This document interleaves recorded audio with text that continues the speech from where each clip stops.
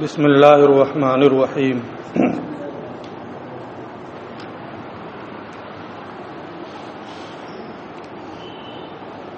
بحث یہ چل رہی تھی کہ اللہ عز و جل کے لیے صفات کا ثبوت ہے، اس کی دلیل بھی علامہ تفتازانی علیہ الرحمہ نے ماسبق میں پیش کر دی۔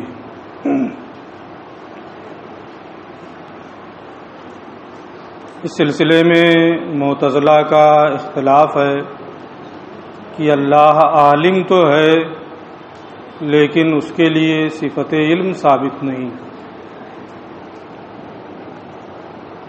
ان کے اس مذہب کا جواب بھی دے دیا ہے۔ اشاعرہ اور معتزلہ کے درمیان مابین نزاع کیا ہے؟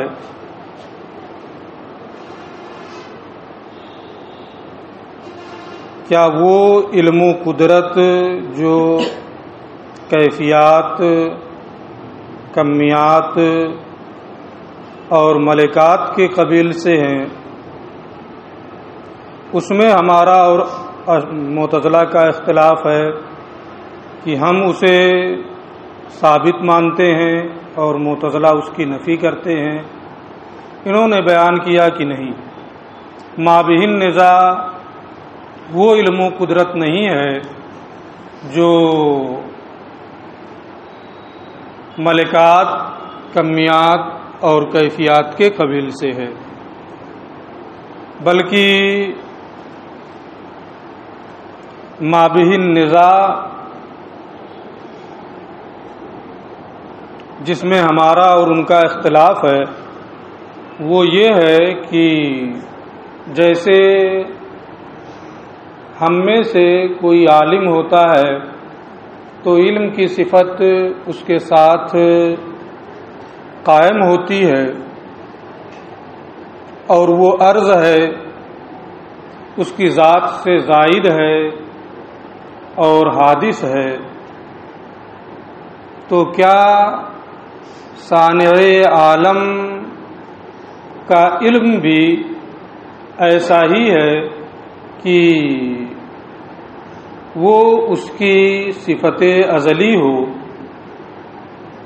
اس کی ذات کے ساتھ قائم ہو اور اس کی ذات سے زائد ہو؟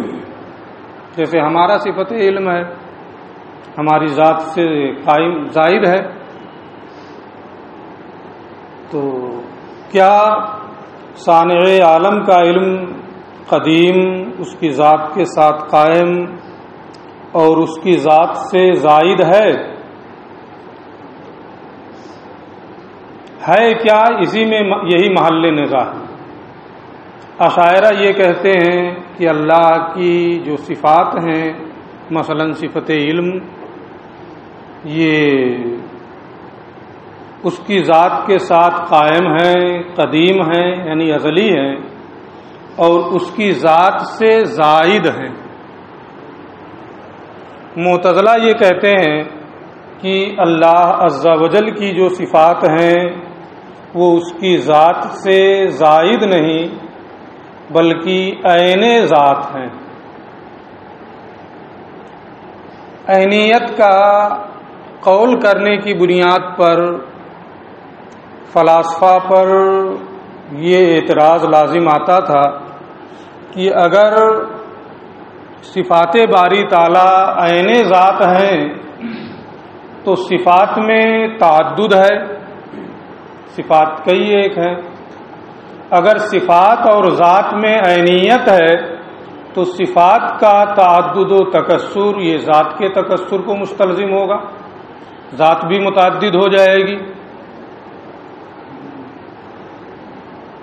لہذا عینیت کا قول نہیں کیا جا سکتا کیونکہ اس سے ذات کا متعدد اور متکثر ہونا لازم آ رہا ہے۔ ان لوگوں نے اس کا یہ جواب دیا کہ صفات ذات باری تعالیٰ کی عین ہے، اس معنی کر کے کہ اللہ عز و جل کی ذات جو ہے اس کا تعلق ان معلومات سے ہوتا ہے، معلومات سے تعلق کے اعتبار سے اس کی ذات کو عالم کہا جاتا ہے، مقدورات سے تعلق کی بنیاد پر اس کی ذات کو قادر کہا جاتا ہے، صفت قدرت کا ثبوت ہوتا ہے۔ تو صفات میں اور صفات باری تعالیٰ، یہ ذات باری تعالیٰ کا عین ہے،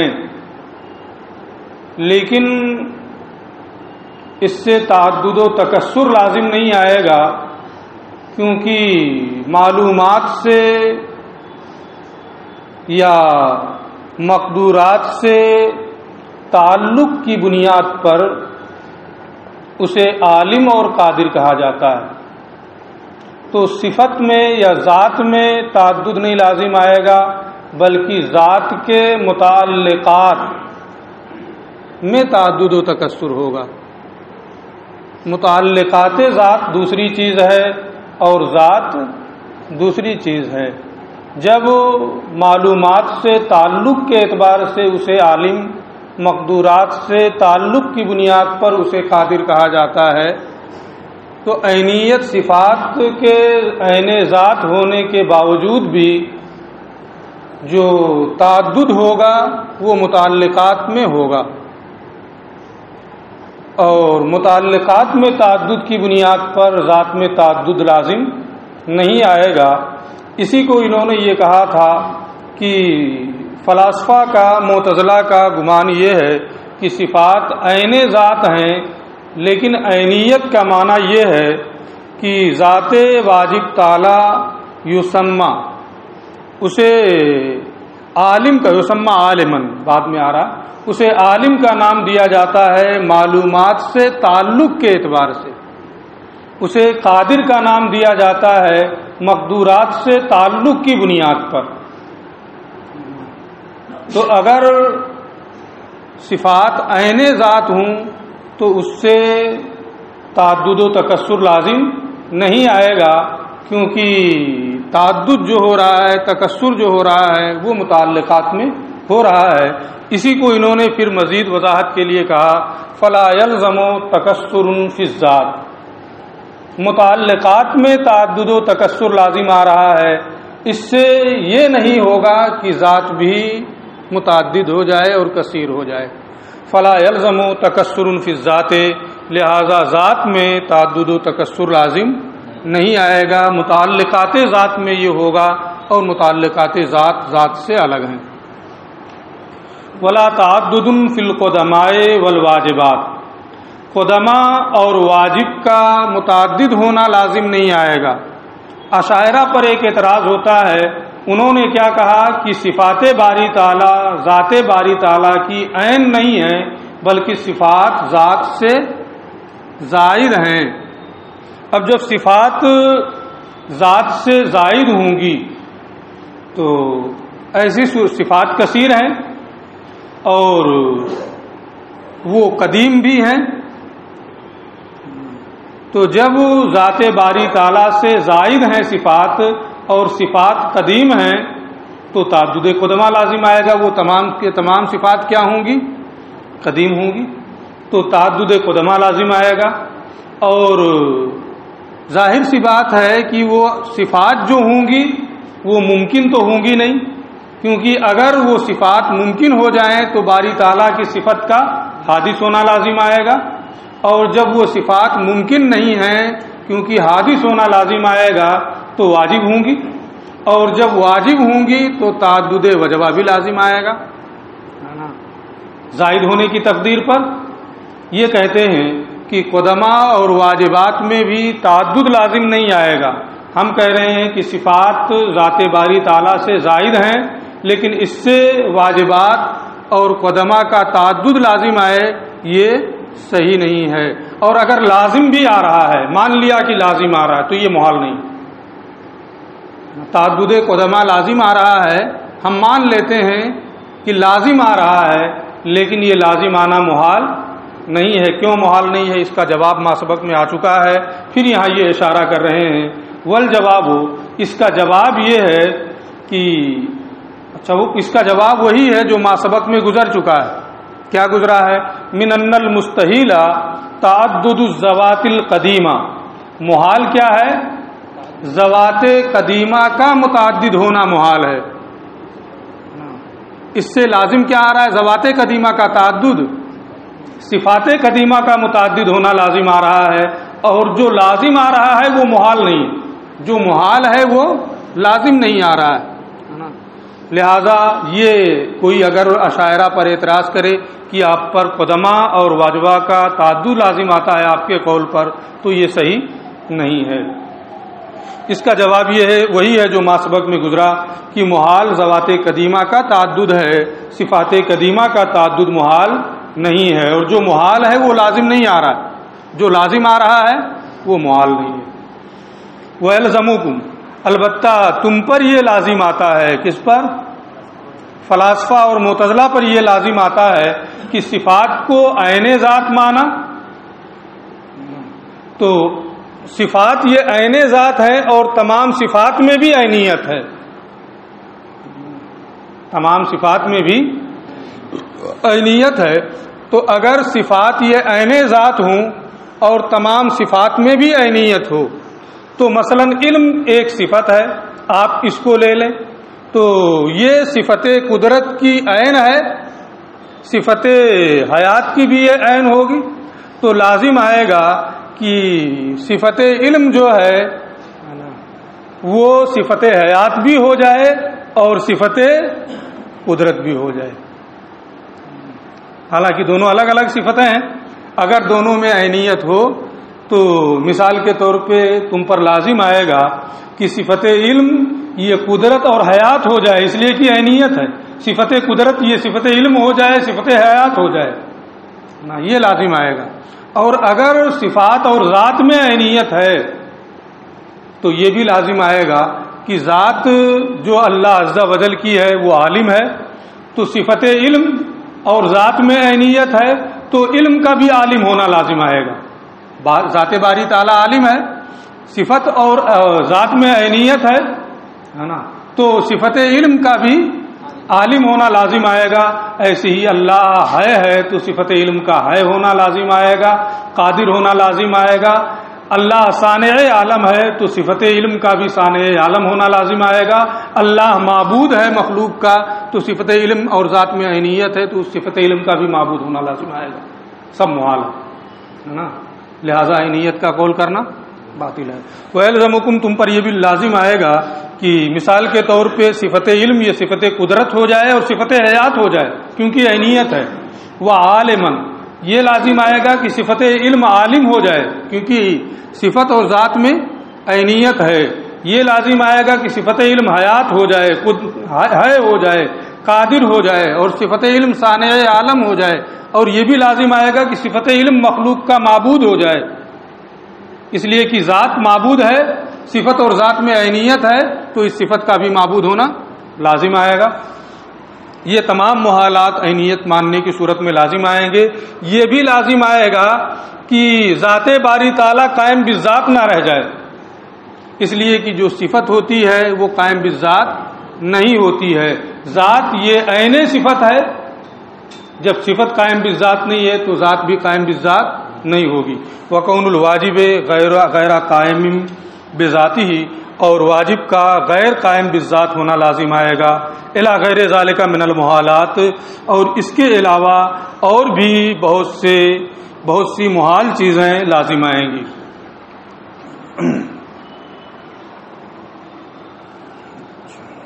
مثلا جب عینیت ہے تو حمل صحیح نہیں ہونا چاہیے، حالانکہ حمل صحیح ہوتا ہے. اور اس کے علاوہ بھی اعتراضات. ازلیت، اب اللہ عز و جل کے لیے صفات ہیں اور اس کی صفات ازلی ہیں، قدیم ہیں، ہمیشہ سے ہیں. لا کما یزعم الکرامیہ، ایسا نہیں جیسا کرامیہ کا خیال ہے. من ان لہو صفات، کہ اللہ عز و جل کے لیے صفات تو ثابت ہیں لیکن وہ صفات کیا ہیں؟ حادث ہیں. ہم کہتے ہیں نہیں، اللہ کی صفات حادث نہیں ہیں. وہ دلیل یہ دیتے ہیں کہ اللہ سمیع ہے، بصیر ہے وغیرہ ذالکہ، اور سمع و بصر وغیرہ کا تعلق کا وجود کب ہوگا؟ سمع کا تعلق ہوگا جب کوئی سننے والی چیز ہو، بصر کا تعلق ہوگا جب کوئی دیکھنے والی چیز ہو، ہے نا. اور مبصر و مسمع یہ تمام چیزیں حادث ہیں، تو جو اس پر موقوف ہو وہ بھی کیا ہوگا؟ حادث ہوگا. لہذا اللہ کی تمام صفات کیا ہیں؟ حادث ہیں. ہم کہتے ہیں کہ نہیں، اللہ کی صفات حادث نہیں ہیں. کیوں؟ لاستحالت قیام الحوادث بذاتہ، کیونکہ جو حادث بذات ہو، لاستحالت قیام الحوادث بذاتہ، کیونکہ حوادث قائم بالذات نہیں ہوتے ہیں.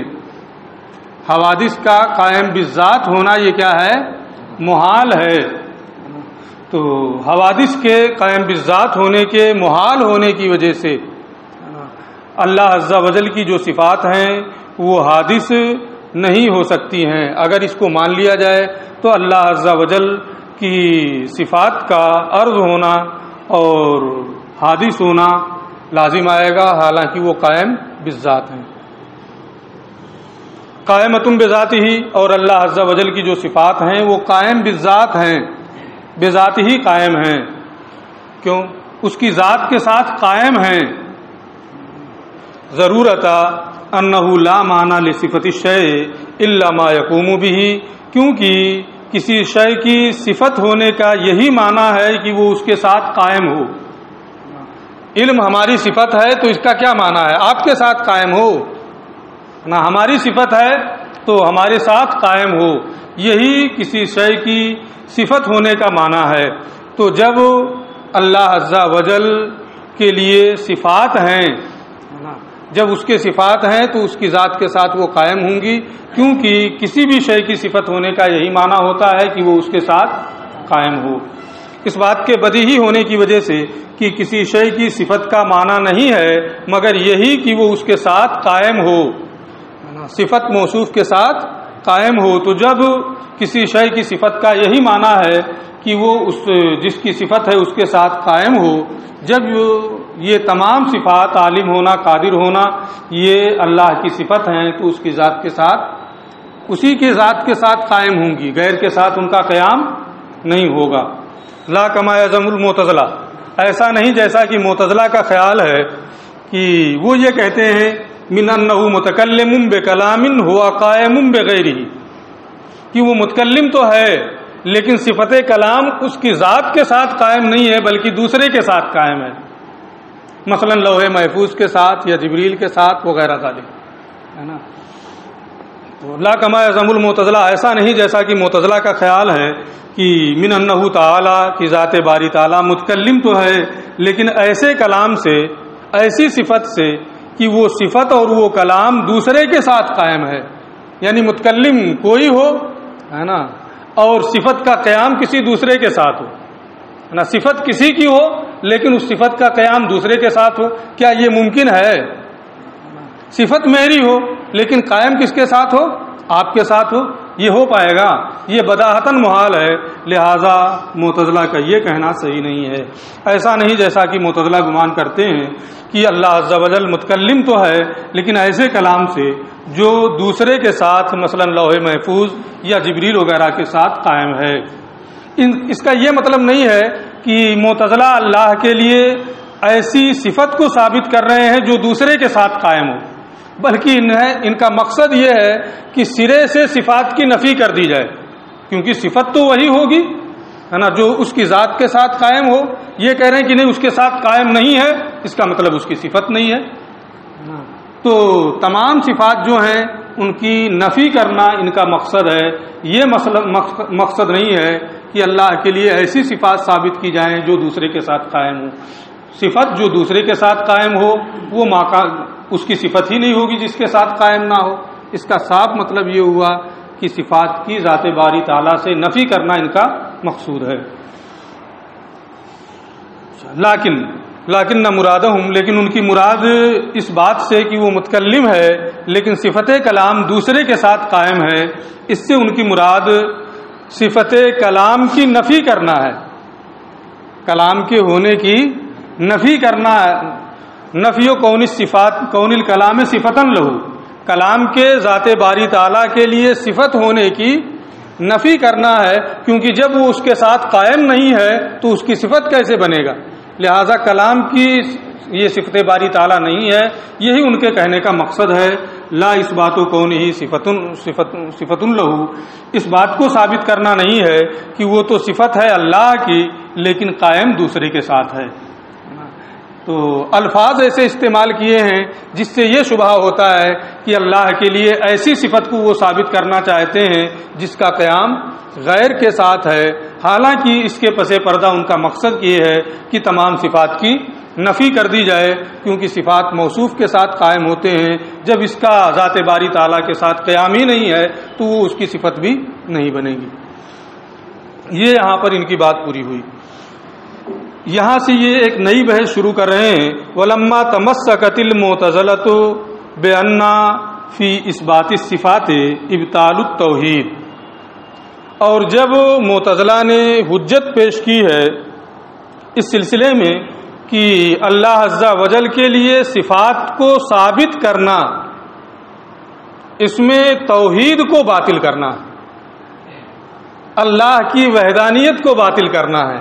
کیسے اس میں وحدانیت کو باطل کرنا ہے؟ اس لیے کہ اگر اللہ عز و جل کے لیے ایسی صفات مانی جائیں جو صفات اس کی ذات سے ظاہر ہوں تو ظاہر سی بات ہے کہ صفات میں تعدد و تکثر ہے. تو اگر صفات میں کو ثابت کیا جائے تو اس بات صفات یہ تعدد و تکثر کے اس بات کو مستلزم ہے، اور جب اس سے تعدد و تکثر کا ثبوت ہوگا تو ذات باری تعالیٰ واحد نہیں رہ جائے گی بلکہ وہ کثیر، اس کا کثیر ہونا لازم آئے گا. لہذا صفات کو ثابت کرنا صحیح نہیں ہے. کیوں؟ لما انہا، کیوں اس میں ابطال توحید ہے؟ یہ اس کو انہوں نے اس طرح بیان کیا ہے. لما انہا موجودات، اس لیے کہ جو صفات باری تعالیٰ ہیں وہ موجودات کے قبیل سے ہیں، وہ صفات قدیم بھی ہیں. مغایرۃ لذات اللہ تعالیٰ، جب اس کی ذات سے ظاہر ہیں تو ذات باری تعالیٰ کے مغایر ہوں گے.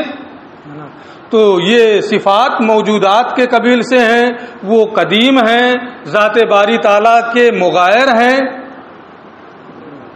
تو اور صفات کثیر بھی ہیں. تو ایسے موجودات قدیمہ کا ہونا لازم آئے گا جو ذات باری تعالیٰ سے الگ ہیں، جو ذات باری تعالیٰ سے کے مغایر ہیں. تو موجودات قدیمہ ایسے اس لیے کہ وہ صفات موجودات کے قبیل سے ہیں، قدیم ہیں اور ذات باری تعالیٰ کے مغایر ہیں. تو اس بات کو ثابت کرنے میں تعدد صفات اور صفات کثیر ہیں. تو تعدد صفات کے کثیر ہونے کی صورت میں اور ان کے قدیم ہونے، ذات باری تعالیٰ سے الگ ہونے کے مغایر ہونے کی بنیاد پر تعدد قدمہ لازم آئے گا. ایسا تعدد قدمہ جو ذات باری تعالیٰ کے مغایر ہیں، اور یہ وحدانیت کے خلاف ہے. فیلزم قدم غیر اللہ تعالیٰ، یہ خود ہی کہہ رہے ہیں کہ جب وہ صفات موجود ہیں، قدیم ہیں، ذات باری تعالیٰ کے مغایر ہیں، تو غیر اللہ کا قدیم ہونا لازم آئے گا. صفات قدیم ہوئی اور وہ تعدد القدمہ، اور تعدد قدمہ لازم آئے گا. قدیم کا متعدد ہونا لازم آئے گا. صفات کئی ایک ہیں نا، وہ سب کے سب قدیم ہیں تو وہ متعدد ہوئی. بل تعدد الواجب لذاتہ، بلکہ واجب لذاتہ کا متعدد ہونا لازم آئے گا.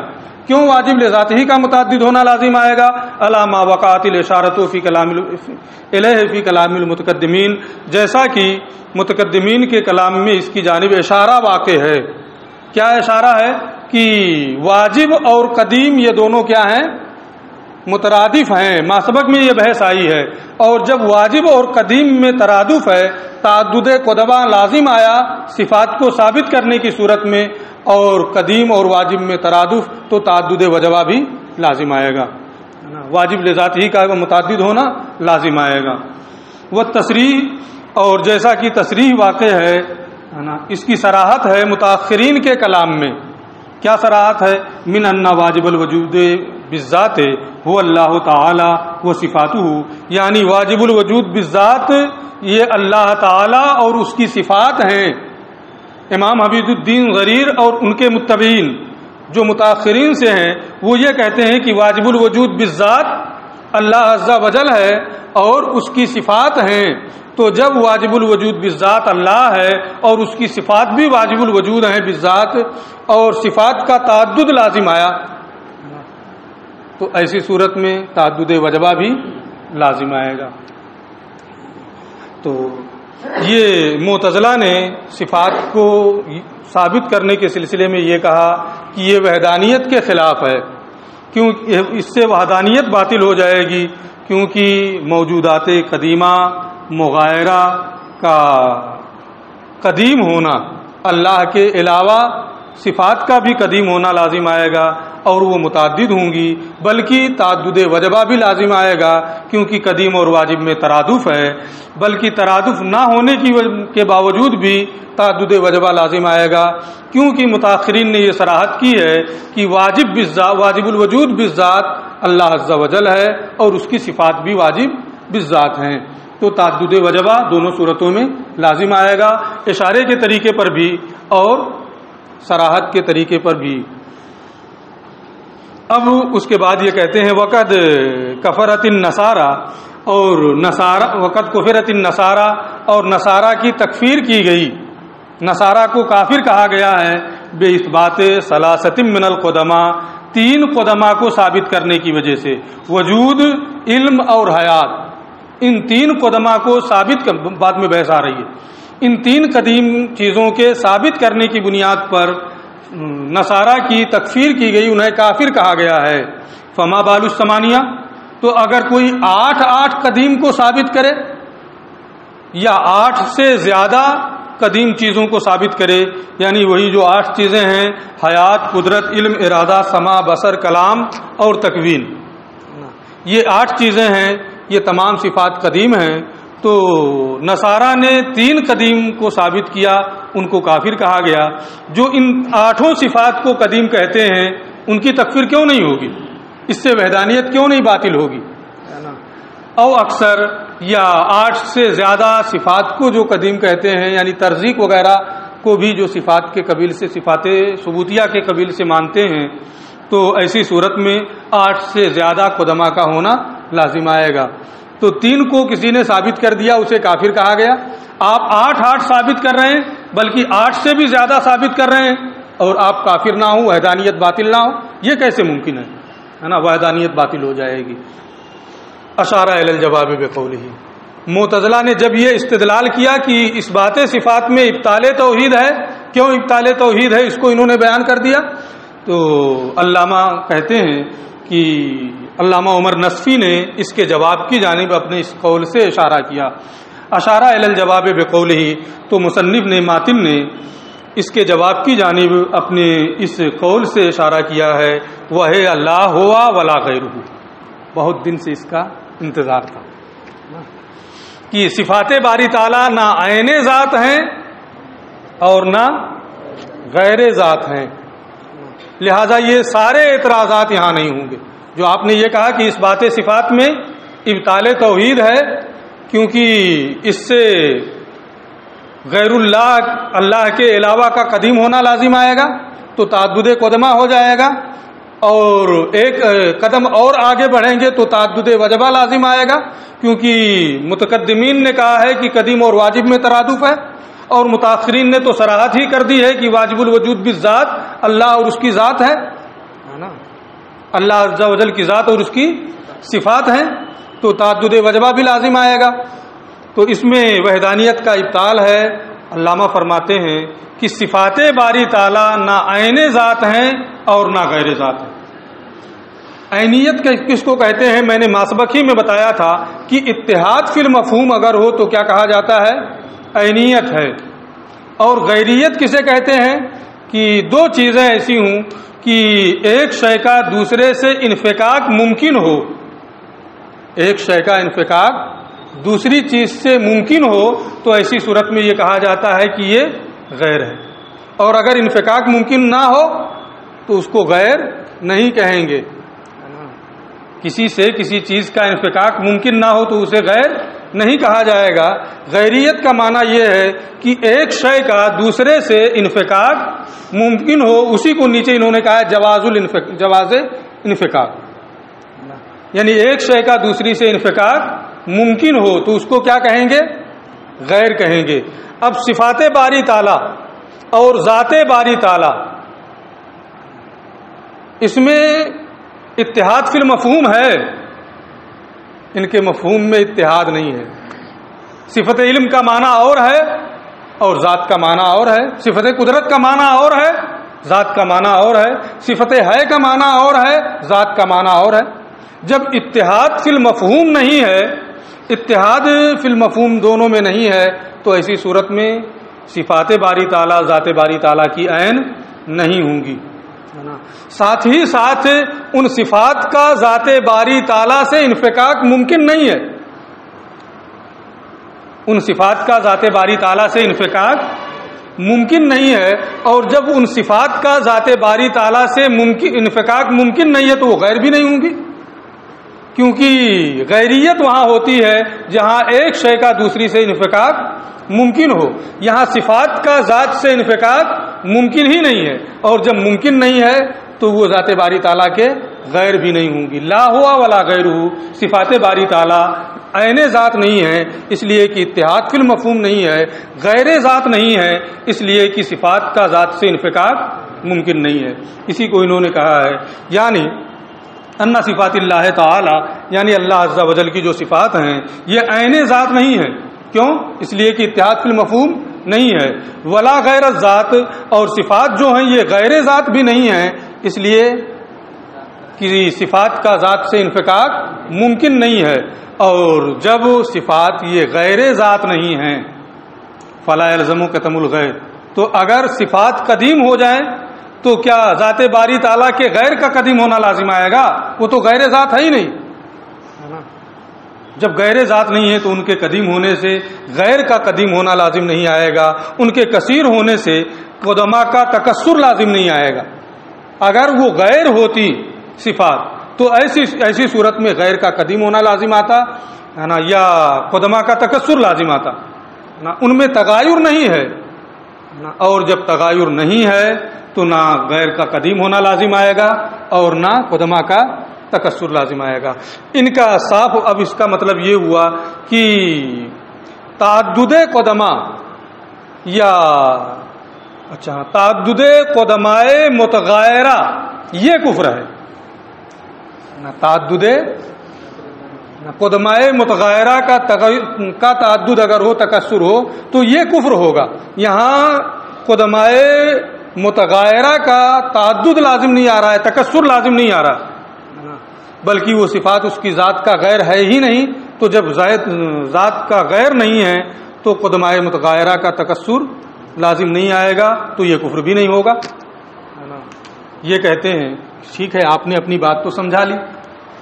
والنصارى، نصارہ یہ لوگ کہتے ہیں تین چیزوں کو یہ ثابت کرتے ہیں، وجود، علم اور حیات کو، کہ اللہ عز و جل جوہر ہے اور تین اقانیم ہیں، وجود، علم اور حیات۔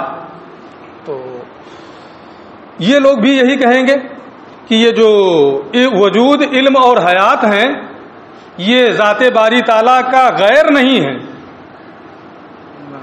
ان کا ذات باری تعالیٰ سے انفکاک ممکن نہیں ہے، اور جب ممکن نہیں ہے انفکاک تو یہ بھی تعدد قدما کے قائل نہیں ہوں گے، اور جب تعدد قدما کے قائل نہیں ہوں گے تو ان کی بھی تکفیر نہیں ہونی چاہیے، حالانکہ آپ انہیں کافر کہتے ہیں، کیوں کہتے ہیں؟ اس کا جواب والنصارى، اور نصارہ وَإِن لَّمْ يُصَرِّحُوا بِالْقُدَمَاءِ الْمُتَغَيِّرَةِ، انہوں نے اگرچہ قدمائے متغیرہ کی صراحت نہیں کی ہے، لیکن لازمہم ذالک، لیکن انہیں ان کے کلام سے یہ لازم آتا ہے کہ وہ قدمائے متغیرہ کے قائل ہیں، اسی کا یہی ان کا اعتقاد ہے، قدمائے متغیرہ ہی کا ان کا اعتقاد ہے، لیکن لازمہم ذالک، لیکن انہیں یہ لازم آتا ہے، لأنہم اثبتوا الاقانیم الثلاثہ، اس لیے کہ ان لوگوں نے اقانیم ثلاثہ یعنی وجود، علم اور حیات کو ثابت کیا ہے۔ کیوں لازم آتا ہے اسی کو بتا رہے ہیں۔ اس لیے کہ انہوں نے اقانیم ثلاثہ یعنی وجود، علم اور حیات کو ثابت کیا ہے.